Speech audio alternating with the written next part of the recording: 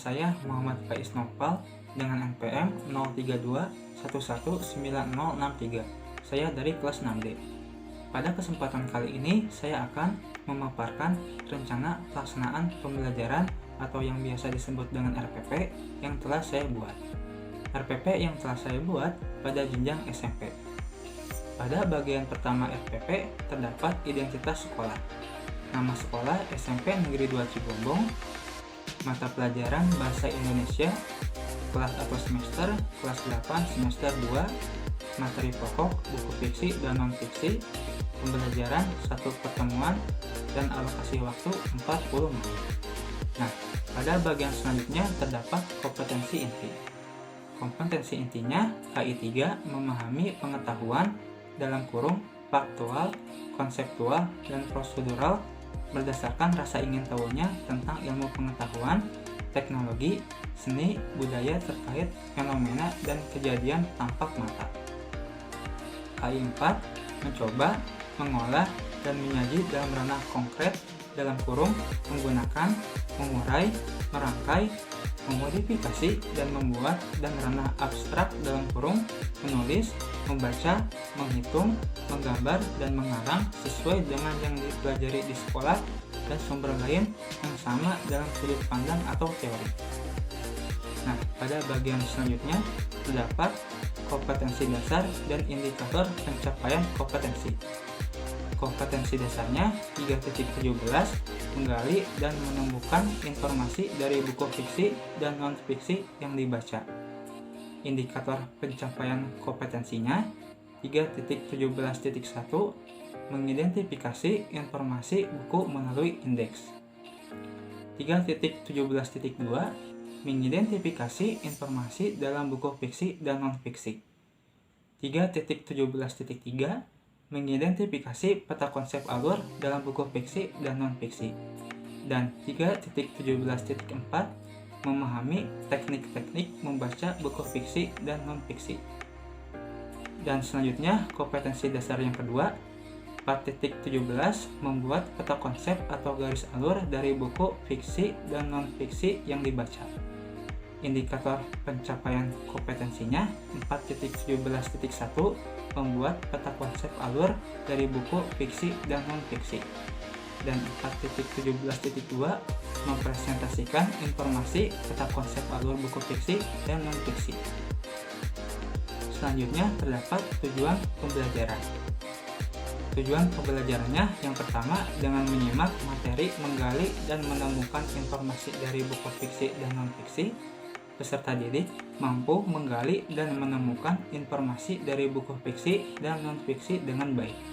Yang kedua, melalui hasil diskusi tentang membuat peta konsep atau garis alur dari buku fiksi dan non-fiksi, peserta didik mampu membuat peta konsep atau garis alur dari buku fiksi dan non-fiksi dengan baik.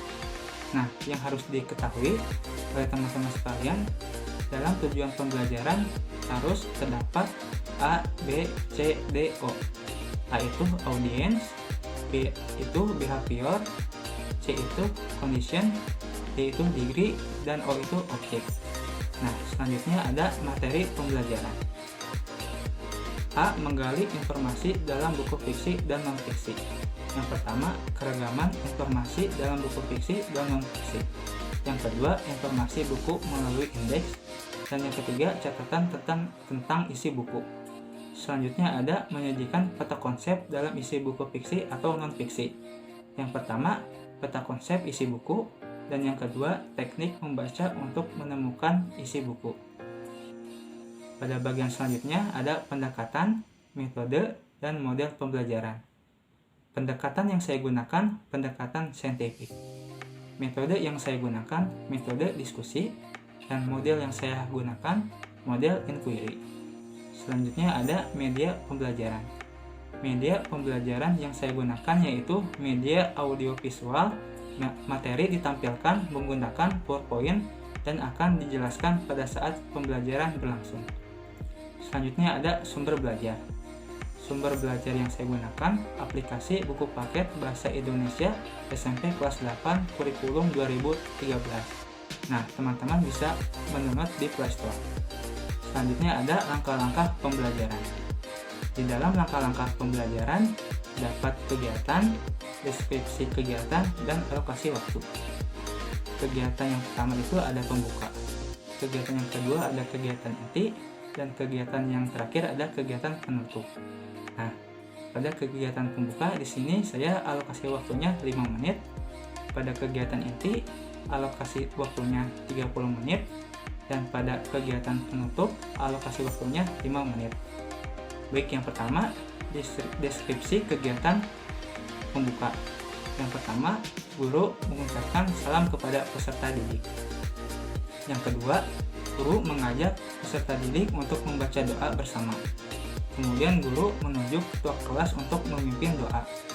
Yang ketiga, guru mengecek kehadiran peserta didik di kelas dengan memanggil nama peserta didik satu persatu sesuai dengan urutan di buku absen. Guru mendata peserta didik yang hadir maupun peserta didik yang tidak hadir. Yang keempat, guru melakukan ice breaking dengan peserta didik agar peserta didik dapat berkonsentrasi dan semangat selama pembelajaran berlangsung. Dan yang kelima, setelah itu, kemudian guru memulai pembelajaran. Namun sebelumnya, guru terlebih dahulu menyampaikan tujuan pembelajaran mengenai materi menggali informasi dalam buku fiksi dan non-fiksi, dan materi menyajikan peta konsep dalam isi buku fiksi dan non-fiksi. Nah, selanjutnya ada deskripsi kegiatan inti.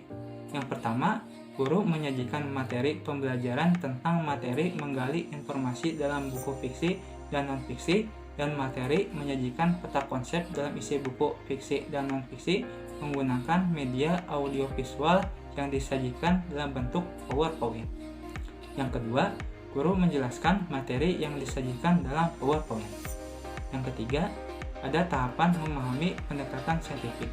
Siswa memperhatikan dan memahami guru yang sedang menjelaskan materi pembelajaran mengenai materi menggali informasi dalam buku fiksi dan non-fiksi, dan materi menyajikan peta konsep dalam isi buku fiksi atau non-fiksi yang disajikan dalam bentuk PowerPoint.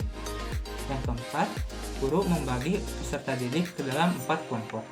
Kelompok pertama dan kelompok kedua mengidentifikasi dari buku fiksi meliputi judul, penulis atau pengarang, penerbit, jumlah halaman. Jelaskan pula isi buku itu secara ringkas. Sedangkan kelompok 3 dan kelompok 4 mengidentifikasi dari buku non-fiksi meliputi judul, penulis atau pengarang, penerbit, jumlah halaman.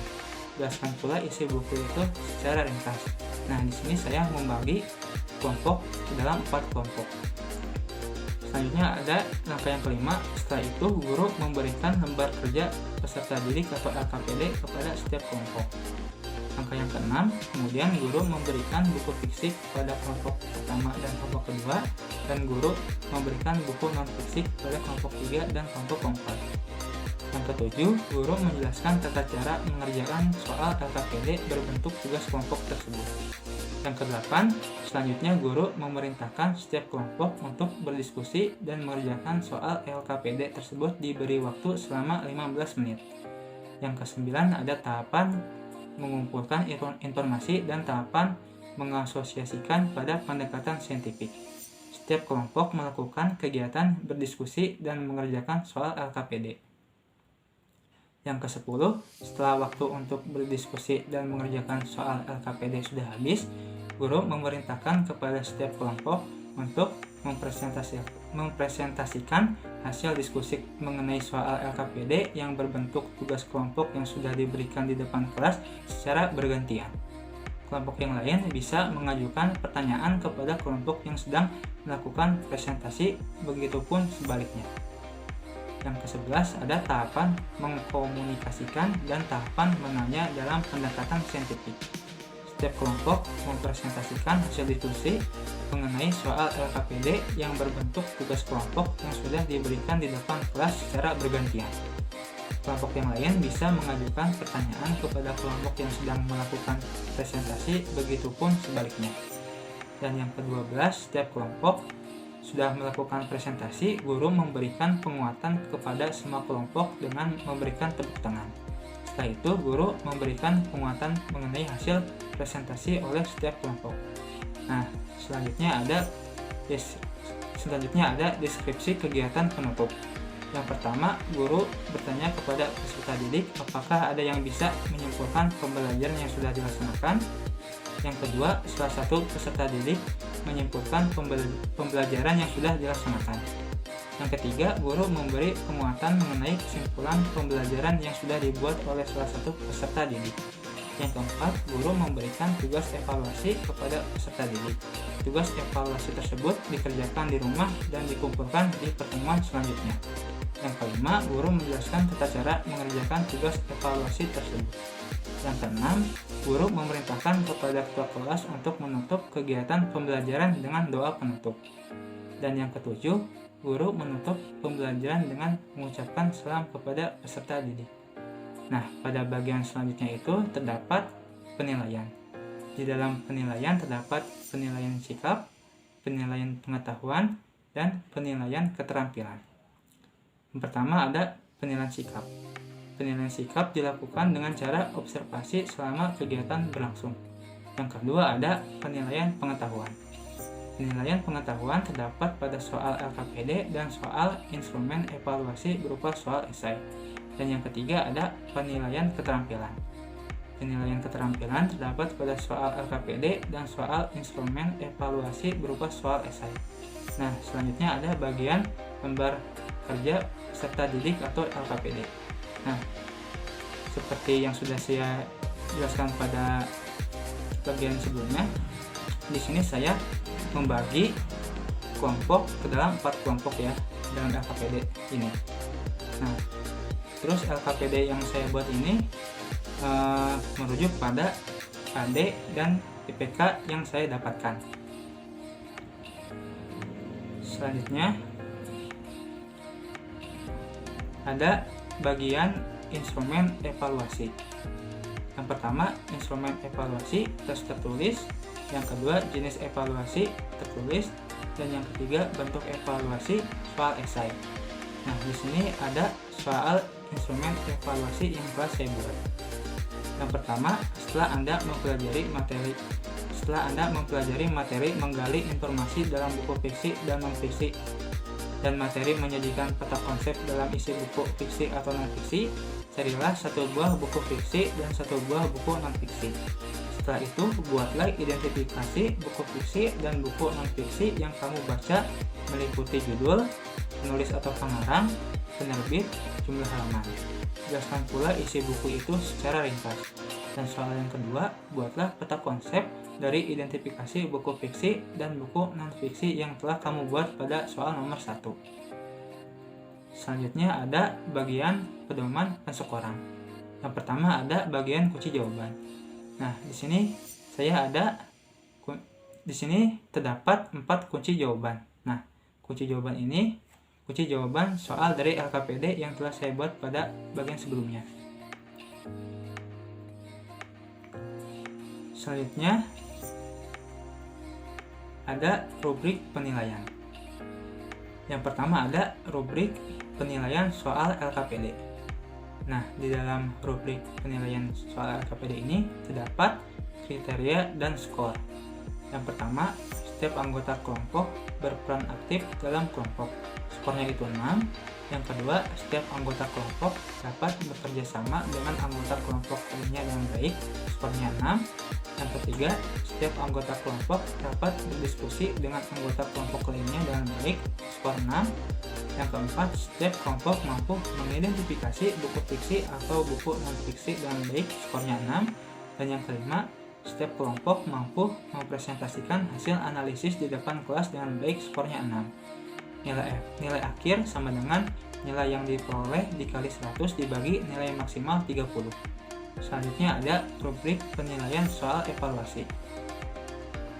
Kriterianya yang pertama ada peserta didik mampu mengidentifikasi buku fiksi atau buku non-fiksi dengan baik. Skornya 15. Dan kriteria yang kedua, peserta didik mampu membuat peta konsep dari identifikasi buku fiksi atau buku non-fiksi yang dibuat dengan baik.